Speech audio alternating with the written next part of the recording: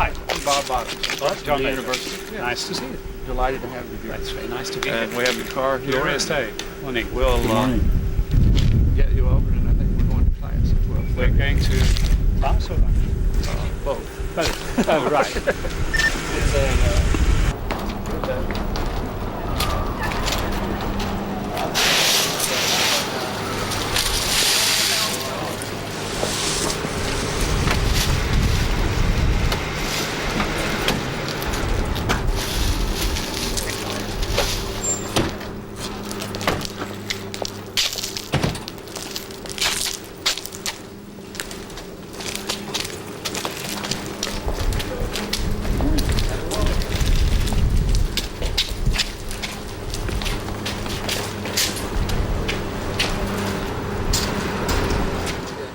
Thank you for coming.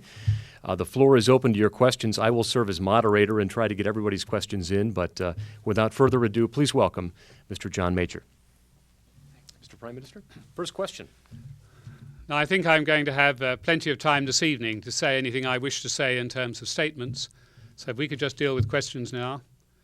And I'll enter into a deal with you. You can ask any questions you like, any way you wish, and I'll answer them any way I wish. The former Prime Minister of Great Britain is in Indiana tonight. John Major spoke with reporters this afternoon at DePauw University, and that's where we find News 8's Mary McDermott. Mary, did the university bring Major here to talk about what's happened as a result of the September 11th attacks? Well, not really, Debbie. They had lined up Major to speak here well before September 11th, but the subject of the attacks and terrorism was certainly at the front of this afternoon's news conference. It will also undoubtedly be what Major will be talking about this evening at his speech, and it is called The Changing World. Major arrived at the Putnam County Airport late this morning and spent part of the day meeting with students on the campus of DePauw. Major's no stranger to terrorism. His country was the target of attacks by the Irish Republican Army over a period of decades. He was at a conference in Washington, D.C. on September 11th and says he experienced the same sense of disbelief as Americans did that day. Here, for the first time, was an attack of a ferocity and on a scale that we hadn't previously seen. And 6,000 people killed, 200 or 300 of them British. The reaction was very sharp, and I think you need not have a shred of doubt that from the first moment to the last, the British will be with the United States in this particular battle. Major was the Prime Minister of Great Britain from 1990 to 1997. He now chairs a number of boards and businesses, both here and abroad. He will be speaking here tonight at DePauw at 7:30. And Mike and Debbie, his speech is free and open to the public. Mary, thank you. Mary McDermott reporting live from DePauw University. Former British Prime Minister John Major is in a unique position to watch the unfolding world events. And tonight he will be speaking about the changing world at DePauw University. Christy Tedesco is live in Greencastle with more. Christy? And Martha, John Major does bring a lot of experience here to DePauw University. He was Prime Minister for Great Britain for 7 years during the 1990s. He helped his nation get through a recession, and he has seen his share of terrorism dealing with the Irish Republican Army. So in this time of war, students do want to hear from him.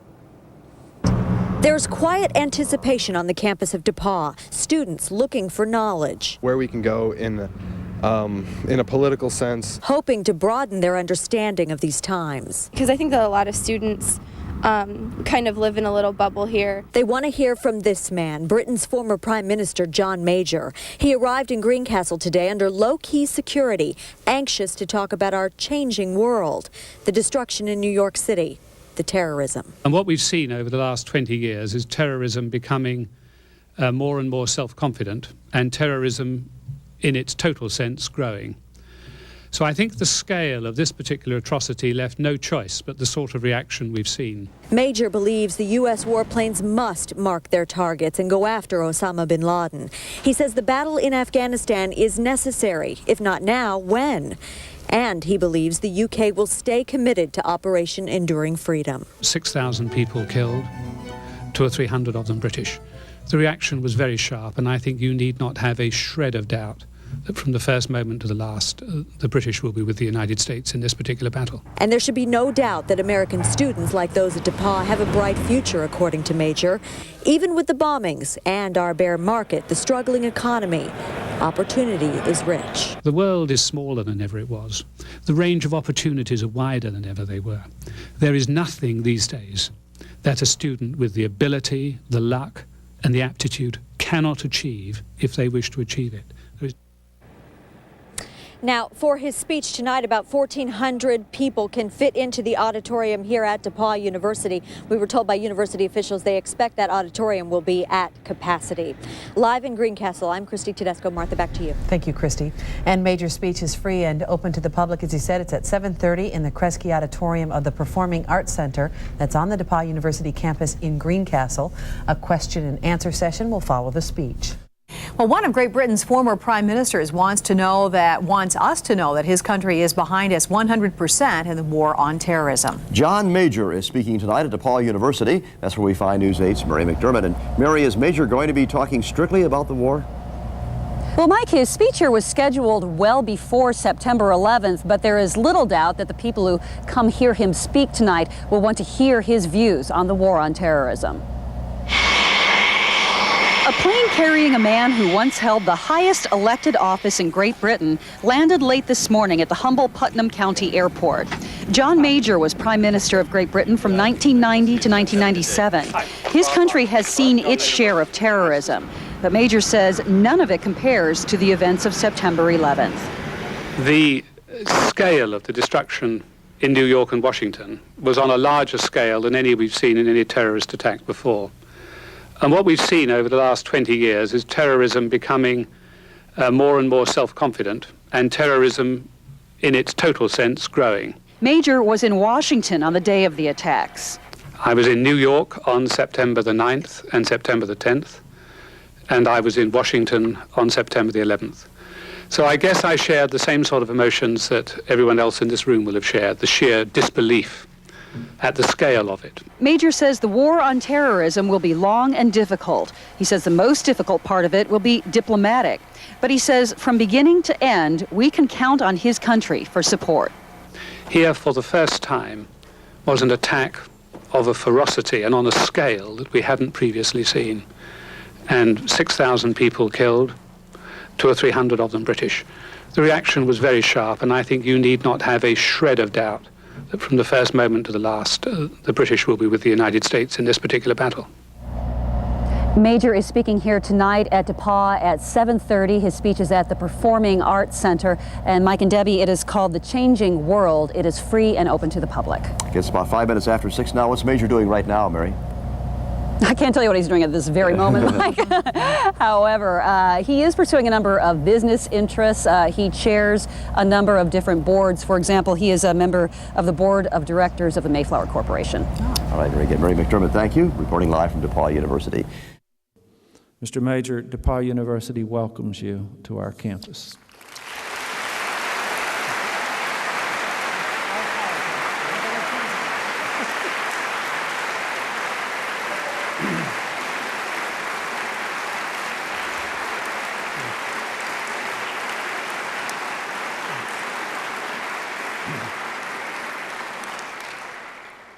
I hadn't realized I was the fourth British Prime Minister to come here, but then we are 10 a penny.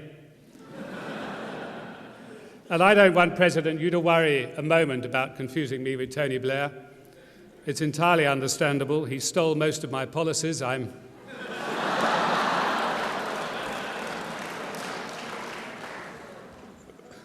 entirely happy with that.